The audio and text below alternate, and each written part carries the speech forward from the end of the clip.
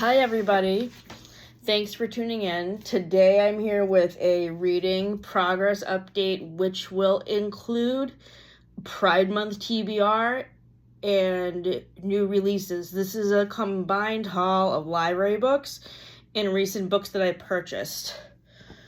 The first book that I'm reading right now is called Enemies to Lovers by Alicia Ray. The other book that I have read by her is called Partners in Crime, which was really funny. This book is the author of this book is from India, so all of these characters are Indian. And so far I am on chapter 12, page 172. 173.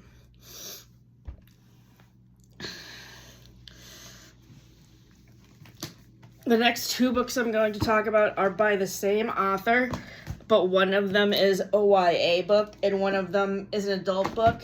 I met this author yesterday because we had our book club meeting for Reading the Rainbow Book Club at Print Bookstore, and we discussed his book Lavender House. And then after book club, he had a release party for his new book, The Disaster Gay Detective Agency. And one of the questions that I asked him was if he watches Friends and which characters he thinks would be similar to Friends characters. And he said that the two female characters would be most similar to Phoebe and Monica.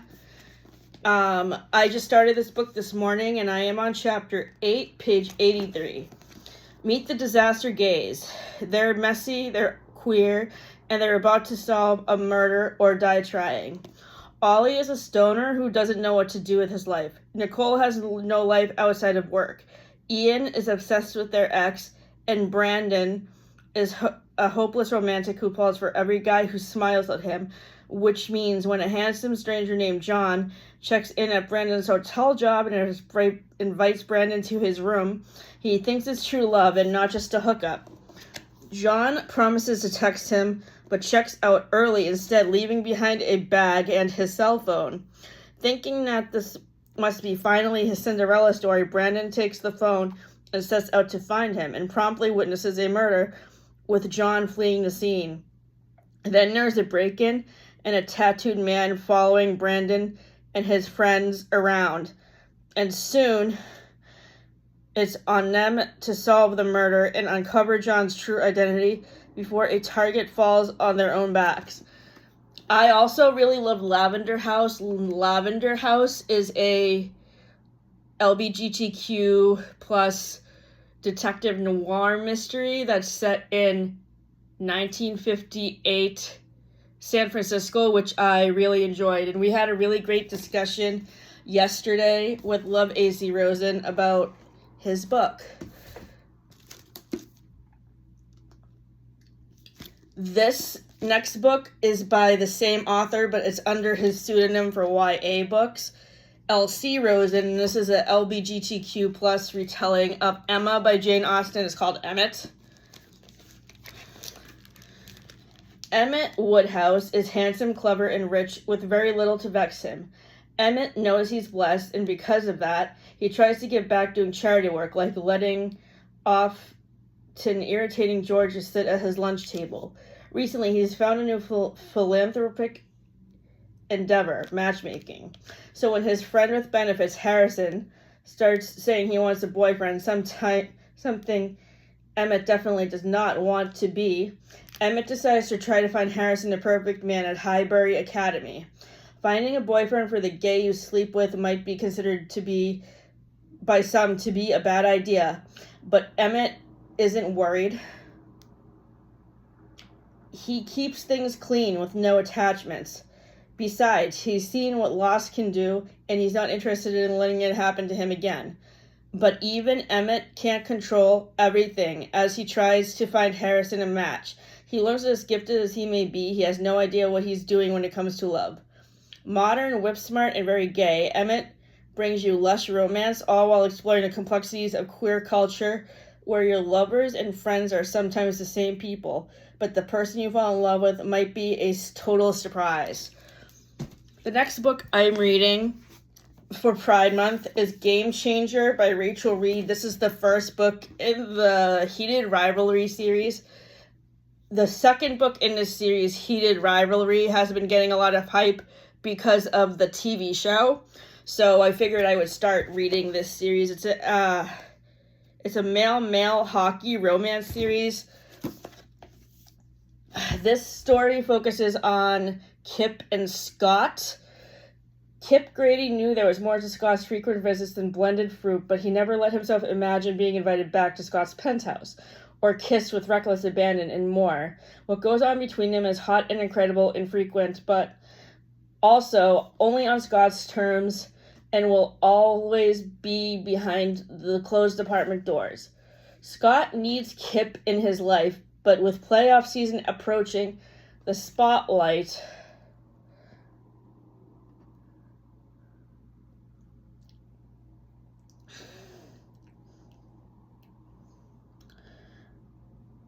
on him is suddenly brighter than ever. He can't afford to do anything that might derail his career as a public's image of what a hockey captain should be.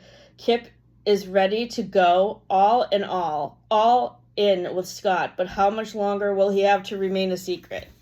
So I'm going to be starting this book once I finish Honey Girl, which is the next book I'm reading for Pride Month right here. Honey Girl is a reread for me. I first read it 2 years ago. It's by Morgan Rogers. It focuses on Grace and Yuki. And when I first read this book a couple of years ago, I really liked their dynamic. This is set in New York and focuses on these characters in their relationship development. Currently, in my reread, I am on chapter 8, page 86. The next book I'm reading for Pride Month is the 5th volume of Heartstopper by Alice Oseman. I have really been enjoying this graphic novel series, which I was introduced to by Sarah Caroli 2 years ago. And I love it. I haven't seen the TV show yet, but I've been meaning to check it out. The final installment of this series was released in February, and I need to catch up on the series because I've only read the first 4 books so far. And there is a book by the same author that is about Nick's sister Tori called Solitaire, which I have really liked. I have read that for Manhattan to Stars Hollow TBR because Tori is a character that is similar to Paris Geller in personality. Another book that I found on the Pride Month shelf in the YA section at the library today is called Friday I'm in Love by Cameron Garrett. Mahalia Harris wants a big sweet 16 like her best friend Naomi. She wants a super cute new girl Siobhan to like her back.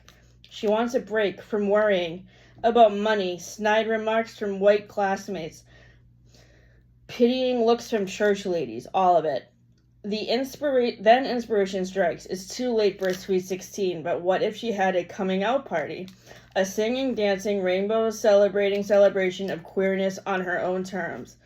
The idea lights a fire in her, and soon Mahalia is scrimping and saving, taking on extra hours at her after-school job, trying on dresses, and awkwardly flirting with Siobhan, all in preparation for the coming out of her dreams. But it's not long before she's buried in a mountain of bills, unfinished schoolwork, and enough drama to make her English lit teacher blush. With all that responsibility on her shoulders, Mahalia wonders if her pretty party will be over before it even begins. A love letter to romantic comedies, Sweet 16 blowouts, black joy, and queer pride. Friday I'm in Love is a novel about finding yourself, falling in love, and celebrating what makes you you. The next book that I'm currently reading is called Man of My Dreams by Olivia Worley.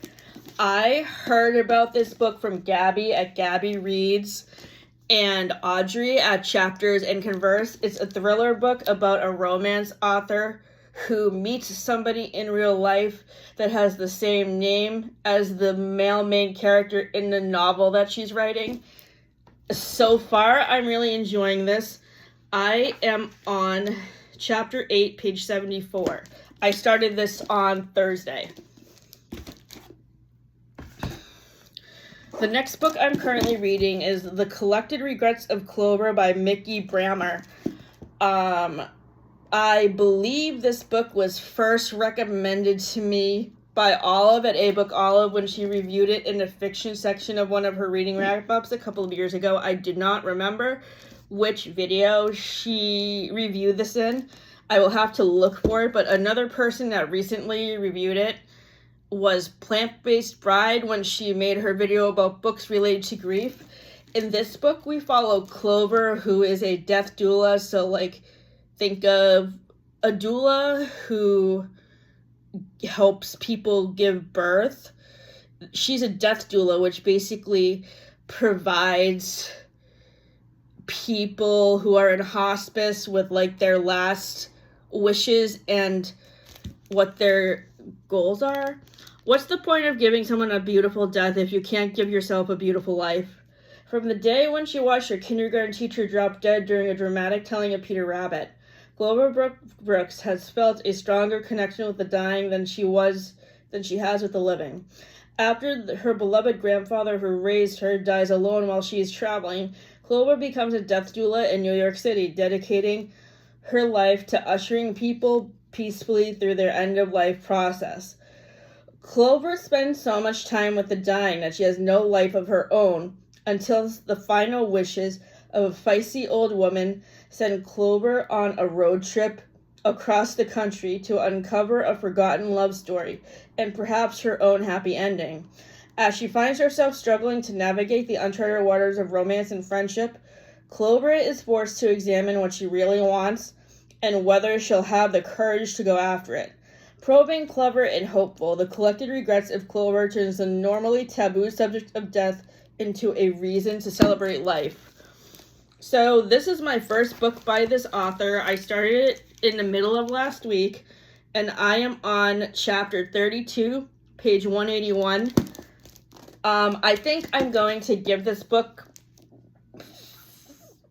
4.5 stars. And as far as the From Manhattan to Stars Hollows TBR goes, this character connects to Phoebe's plotline and the one with the lesbian wedding, where her massage patient dies on the massage table and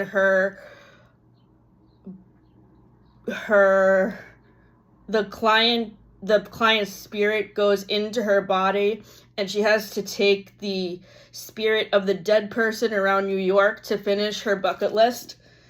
The next book I'm reading is for July's Reading the Rainbow Book Club meeting. It's called Grafting by Rylan Hines. This is by a local author.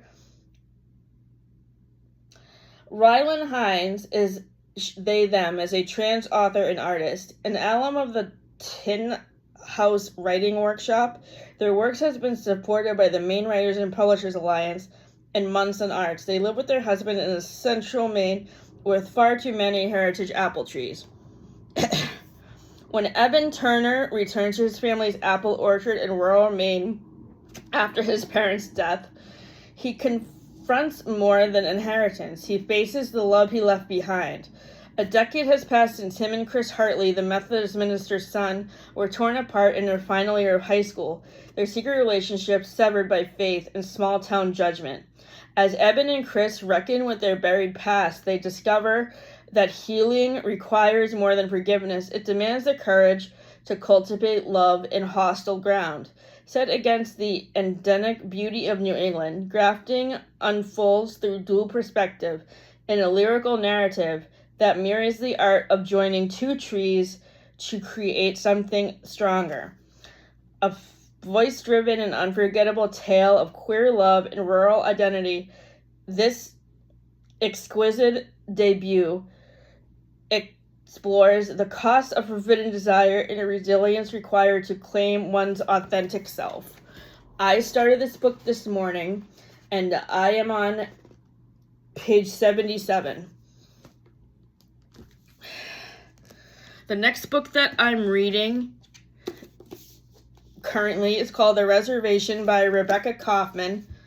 This is the June pick for the Books and Brews book club at the Oxbow Brewery with Rachel Conrad. On the morning of the most important booking in its history, the beloved restaurant Art Orses erupts into chaos with the discovery that 22 ribeye steaks have been stolen. Hers is the finest of dining establishments in the Midwestern college town, and tonight Orsa is set to have a party honoring a very special guest, a best-selling author of national renown. And what's up with the recent spat of online reviews insulting to frankly terrible? Is Orsa, who wants only to be loved, being sabotaged on several fronts? No one is above suspicion, not the Mennonite baker, nor the tattooed hard-ass chef de cuisine. Could the culprit be among the servers or even the inexperienced undergrad working as hostess? Who, aside from Rebecca Kaufman, with her talent for portraying such abundant and sympathetic characters, could write with the wit and energy needed to launch all of these various individuals whirling through their days with such complex and interactive choreography? Like the works of mystery guests, The Reservation is a dynamic, captivating story that shows us what it takes to get a beautiful meal to the table. This was not originally intended to be on my Friends and Gilmore Girls TBR, but since it's set in a restaurant, I think it would easily connect to Suki or Monica. Currently in this book, I am on page 63, and the chapters are not numbered. The next book that I am reading at the moment is called The Island of Missing Trees by Elif Shafak. I was gifted to this by my aunt last Christmas, and last year I read two other books by this author called The Bastard of Istanbul and 10 Minutes and 38 Seconds in the Strange World. 10 Minutes and 38 Seconds in the Strange World was a little bit too depressing for me, but I really enjoyed The Bastard of Istanbul.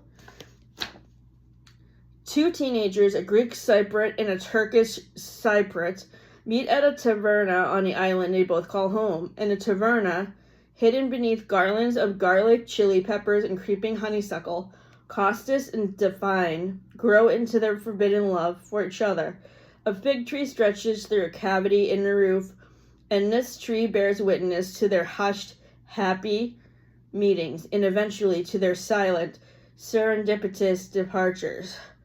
The tree is there when the war breaks out,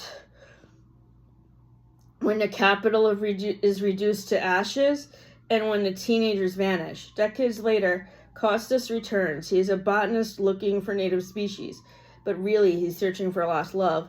Years later, Ficus cariaceae grows in the back garden of a house of London where Ada Kazantzakis lives.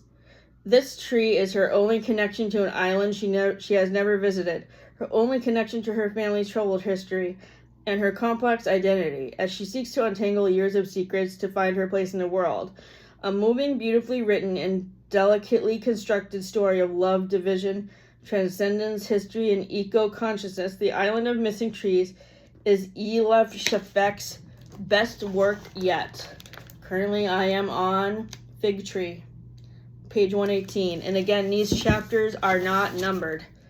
The next new release I'm reading is Cindy Pham's debut, The Secret World of Briar Rose. You have that little regard for your life. Corin pressed the blade harder to Briar's throat like a challenge.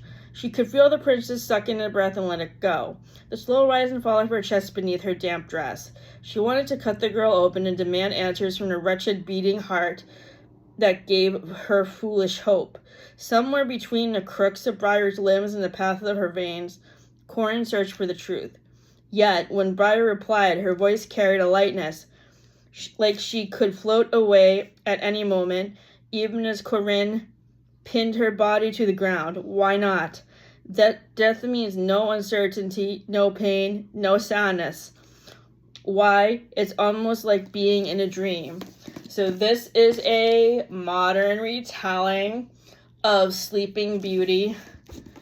And Cindy's storytelling device was based on her as a preteen during a time in her life when she was going through a lot of lifetime struggles and she was suicidal. So there is trigger warnings for this book for suicidal ideation and suicide.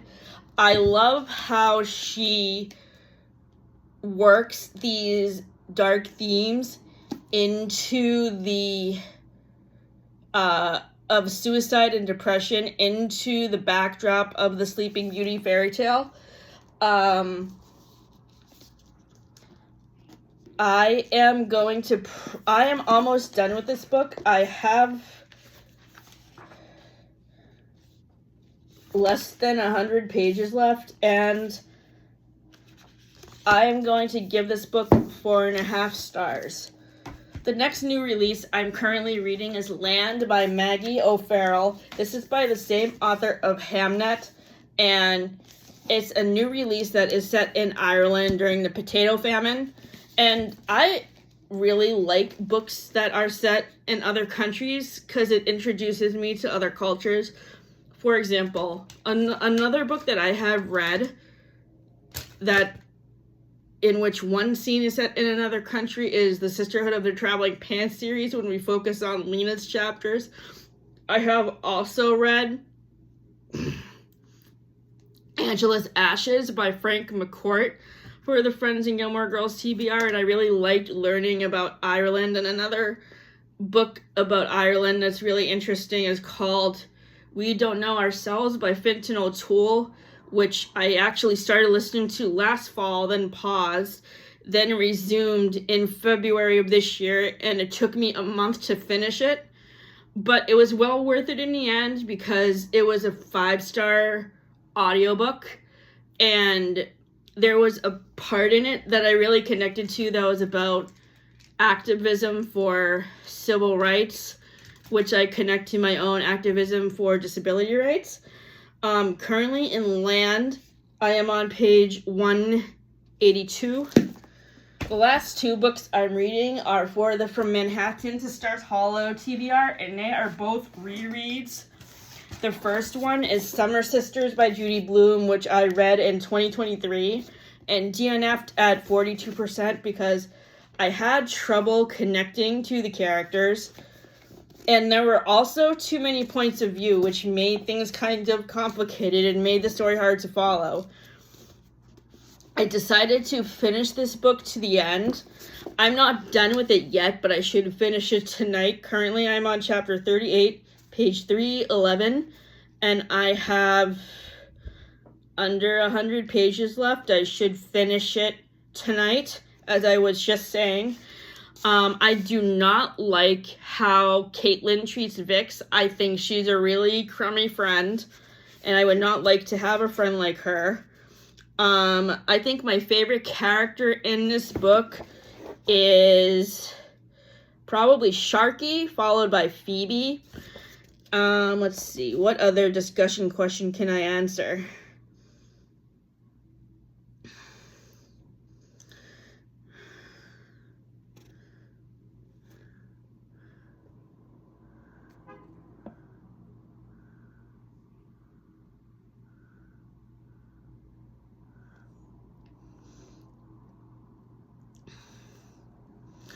Vix is a completely different relationship with her, has a completely different relationship than her college friends than she has with Caitlin. How are the friendships we form in childhood different from the ones we form later in life? Are they instinctively stronger or weaker? So this question is interesting, and it's easy for me to answer because when I was in college, I actually reconnected with my best friend from elementary school, Melissa, when I went to New York City, and we met for dinner, and we rekindled our friendship after a long time of being away. I moved to New Hampshire after 5th grade and lost touch with her for a while between middle school and the beginning of college, and then we reconnected again in the spring of 2008 after I graduated from NEC. And then we compare that relationship to like relationships with my college friends, like my best friend Cooper, my friend John, my best friend Stacy, who recently passed away in a car accident at the end of April. Those relationships had a lot of chance to grow and develop over the course of 4 years, and we stayed close in the subsequent years since graduation. Stacy graduated with me, and so did John. Cooper was a year below me, and I met him through doing theater, and we got along really great, and he lives in Portland, so we see him quite a bit. We go to plays with him, we go to hockey games with him, we go to the baseball games with him, the Sea Dogs. So when I found out Stacy died, it was really hard for me because I wasn't expecting to hear this news, and I had just seen her at the end of January because we celebrated her birthday belatedly, and I didn't expect that to be the last time that I would see her, and I really miss her. The final reread on my TBR at the current moment is West Side Story. This is the novelization of the Broadway musical, which had the movie recently had a remake in 2021 that starred Rachel Zegler from the Snow White live action movie. So in my reread, I am on chapter 8, and I'm gonna finish this tonight when I finish Summer Sisters. So what's on my TBR for the next couple of months? A ton of new releases. And I'm also going to be rereading the last 2 Harry Potter books, and also Harry Potter and the Sorcerer's Stone for the Gilmore Girls TBR. For my nonfiction picks, I am going to be rereading Becoming by Michelle Obama, The Woman in Me by Britney Spears, and I'm finishing my reread of Friends, Lovers, and the Big Terrible Thing, which has been put on hold since the end of February because I got wrapped up in reading too many other books. New nonfiction books that I'm going to be reading in August include Scrappy Little Nobody by Anna Kendrick, which is the memoir of the actress from Pitch Perfect who is from Portland. And then When Driving is Not an Option, and another book that was recommended to me by Sunny at a Sunny Book Nook that I don't have the title in front of me right now. It's about digital surveillance. My next blog post will be out next Saturday or next Sunday between June 20th and June 21st. Because as all of you know, I have been busy with my Port Fringe play, writing my script, editing my script, rehearsing, and my opening night at the festival is Friday at 9:30 p.m. Following that will be 3 other performances on Saturday at 6:30, Sunday at 3:30, And my closing performance is going to be on Wednesday night, the 17th at 9:30 p.m. At the Portland Stage Theater on Forest Ave in Portland. You can either order your tickets online through the Portix website or get them at the door. I hope to see you guys at the play, and I would also like to take this opportunity to thank everybody who supported our summer fundraiser for Double House. Matt and I had a very successful night of sales, and we are very grateful to everybody who supports our collective throughout the year, and I hope to see you at More Than Me this weekend. Have a good rest of your week.